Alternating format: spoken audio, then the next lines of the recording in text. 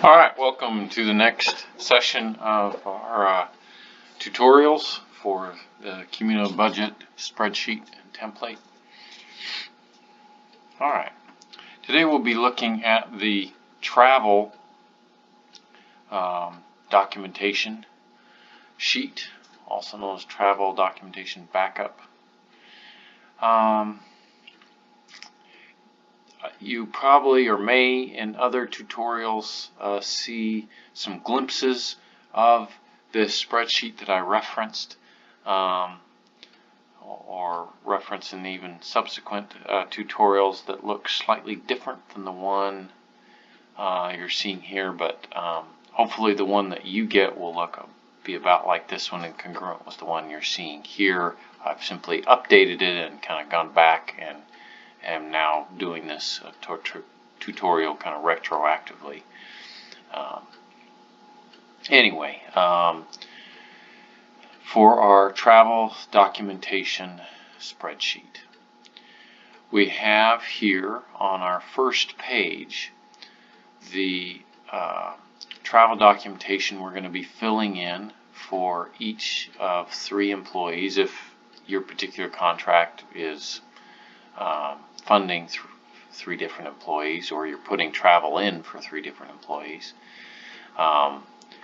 So this spreadsheet is only accommodating 3. You would have to make adjustments or in some way, shape, or form if you had more than 3. And of course, if you have less than 3, you could simply delete out one of them. All right, the first page shows the federal charges, so this would be the amount of travel that is put into the federal charge category. In other words, that you're actually invoicing and actually asking EPD to pay for. And then there's a second page down here, the match page, also known as in kind, that your organization would be putting towards your match category.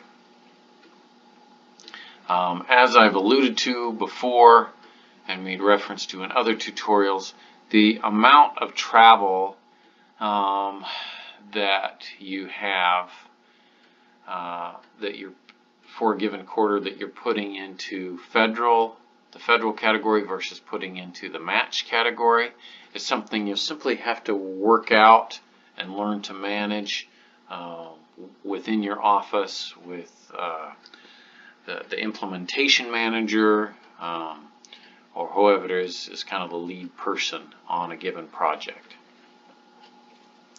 And so that's why this particular spreadsheet will kind of take some nuance. You won't necessarily be putting all of your travel into federal or all into match. Once in a while that may be the case, but many times you'll be putting a bit of it into federal and a bit of it into match, or sometimes what we've done, and in fact I would say this is somewhat common in our office, is one person has all their travel go into federal. Let's just say in our office that might be Rhonda Gordon, and then another person has all theirs going into match down here. But I've created spaces for each of the 3 people, both on the match page as well as up here on the federal page. So let's just say in this example that Rhonda Gordon is who we're calling the program manager in this particular project, that she's got $107 worth of travel. That would be 200 miles based on a 53.5 cent mileage rate. And then I could just do myself. I could put in a little bit down here for myself, just as an example. Let's just say I'm putting all my time in the match, and we'll just put a couple trips in there. So you would just by hand enter in the mileage. Again, see the text is in red, so that's what you would enter in mileage. You would enter in the date by hand. So I'm just randomly picking dates here, and goes in there for you. And then you could put a little description here, you know, of a meeting you went to, or you know, educational workshop that you were putting on, you know, whatever town it might have been in, etc. So, all right. So that gives you the general idea of the layout. Going back here to the top, here the name of the project is going to automatically fill in from the cumulative budget when we filled it in, as with basically all our additional documents. There's a category here for client. That's just the name of your project. Again, that's automatically going to fill in. The name of the person is going to automatically fill in from your cumulative budget. So your first person that you have here, that's this person here, whatever name you put in right here for this person. I've called them my program manager in this case. Their name here is just going to auto-populate, and then the second person's name that you have here and the third person's name that you have here are all going to auto-populate and fill in. In our case, currently, Rhonda Gordon, Julie Shutters, and Andrew J. And it's auto-filling in the quarter for each quarter. See, if I go up here to my travel for quarter 2, see, it says quarter 2 right there.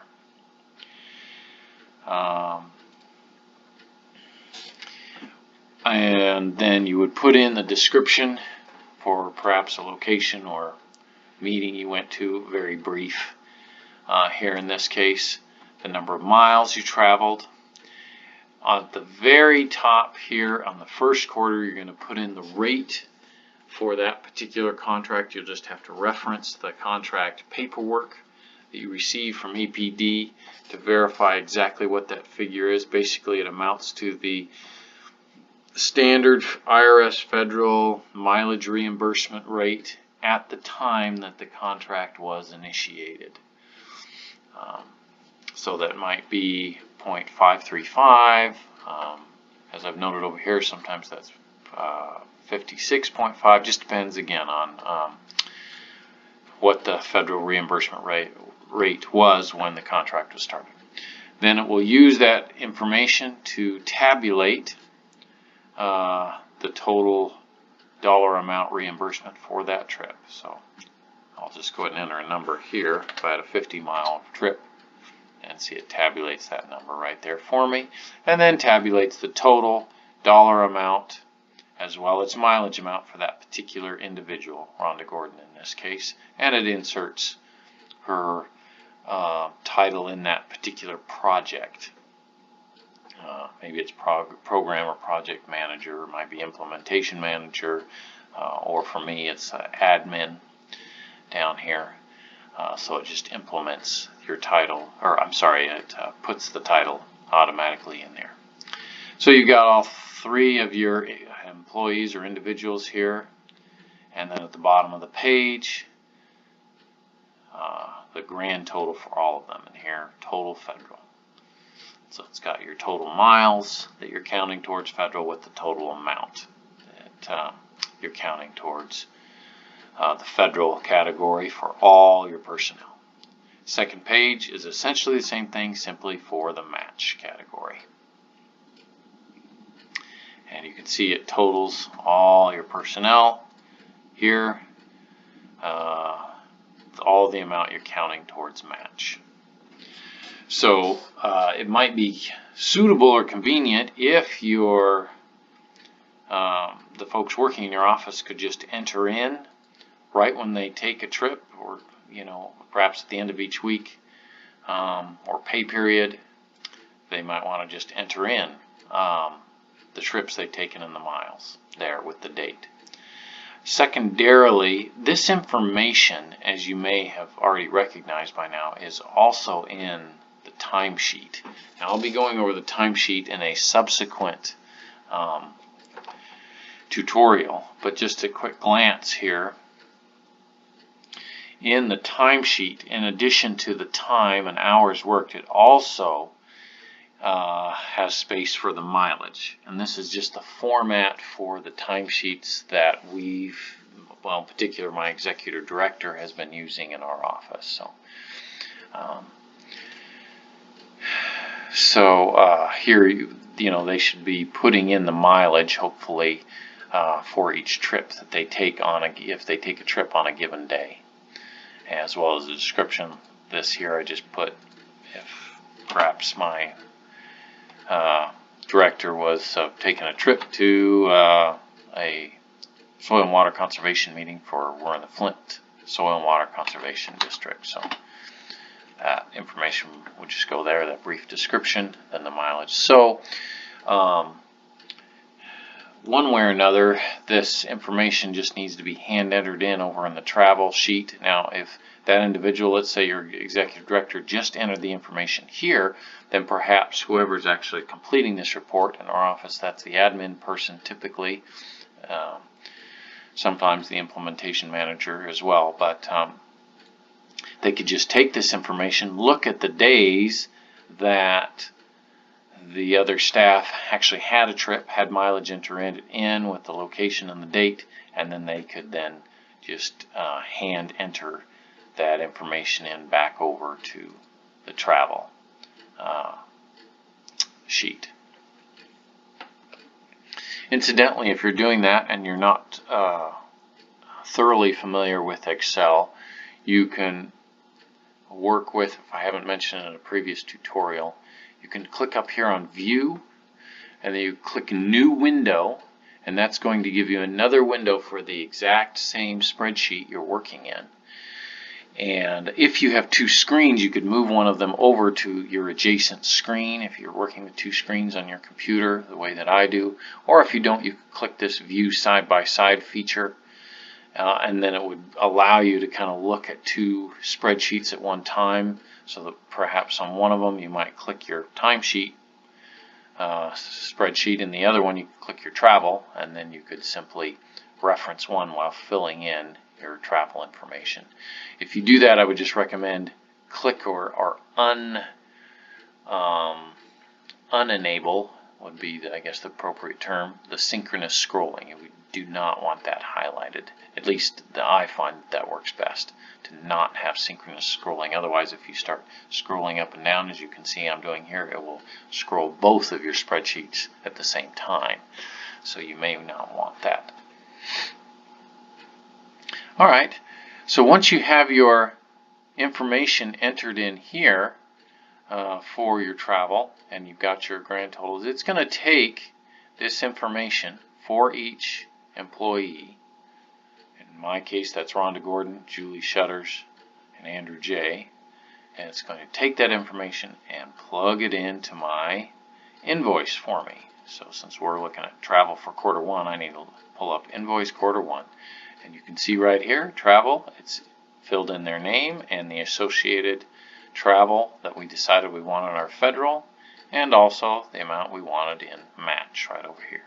It's drawing that information, as you can see through this little formula up here. It's drawing it from the travel quarter one spreadsheet, cell J47. Okay, so right there, it's filling that all in for you. Going back to the travel spreadsheet, one other thing I want to make note, when you, perhaps I mentioned this before, forgive the duplication if I did, but when you enter in this mileage rate here on the first quarter, whatever that rate is going to be for that contract, here at the top line in red, it's going to not only fill in all of the subsequent mileage rate for all the other employees on this sheet, it's going to do it on all your subsequent quarters. So if I go look at my travel for quarter two, that mileage rate, see it's in green, is already all filled in for me. Okay.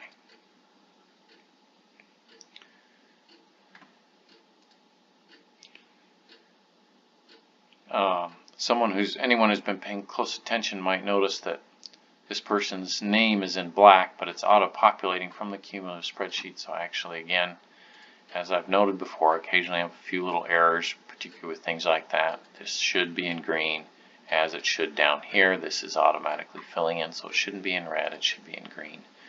And occasionally I catch things like that right here as I'm doing the tutorial. Alright. The next thing I'd like to make note of is down here below these spreadsheets is a sheet here. You can see I need to make this a little bit smaller so you can read the whole thing. This text here is a sheet for internal reference only to verify mileage totals are congruent between documents. So because we have to hand enter in our mileage both on this sheet and over on the timesheet here, we want to really be sure we get that all the same. And so those numbers here are going to auto-populate. So the total mileage for Rhonda Gordon, or whoever your first person is in your organization, executive director or most senior person, whatever. Again, whatever name you've entered in on the cumulative spreadsheet here as your first person. It's going to give us the total, both all that we counted for federal and match, all her mileage right here, that from this spreadsheet here, and then it's going to pull in the mileage from the timesheet, as you can see here, and as well as the rate from both sheets, and so you make sure that's all congruent, which it should just automatically line up, and the total. So you can see here it's not congruent because I think as I was just typing and showing an example, I added a few miles here on this spreadsheet, the travel documentation backup sheet. Right up here, I think I must have entered in for Rhonda Gordon another 50-mile trip. Yep. You might have noticed me doing that a few minutes ago as I was speaking. 50 miles. So to make that congruent, you've got to find where there might be any errors. So I entered in a trip here January 1st, 2019 for 50 miles. So I would need to go over my timesheet, and I'll just enter in that date here. Obviously it doesn't, in my example here, doesn't line up with the other dates being in 2018, but that's irrelevant for our example purposes. And I would type in 50 miles for a trip there. Now, going back over here to my travel sheet, you can see, coming back down, now these numbers line up. And I've made them, these columns, or rows I should say, in the same color, so you can kind of see these two numbers should match. Figures on these two rows above should match. So these two should line up. The ones in this light orange should match. The ones in these light green should match. And so on for all your personnel. For Julie Shutters here, these should match. And for myself, Andrew J., these should match. You can see again another error here where they didn't line up. I need to add a few more miles onto my timesheet, or if I got too many, then I would need to just take them off where appropriate. So if I take those out here, now they line up. So anyway, this is just a tool to verify all your data is matching between documents. Because when you enter in your mileage on your timesheet, you don't, this timesheet is counting your time every day, and a lot of days you're not going to have any mileage entered in. And so it'll just be sporadically much of the time that you'd have mileage enter in on this sheet. And so therefore we have to have it hand entered in over here in this this other spreadsheet, the travel spreadsheet. I don't know of a specific way to get it to auto-populate between sheets, since you're not having necessarily travel every day.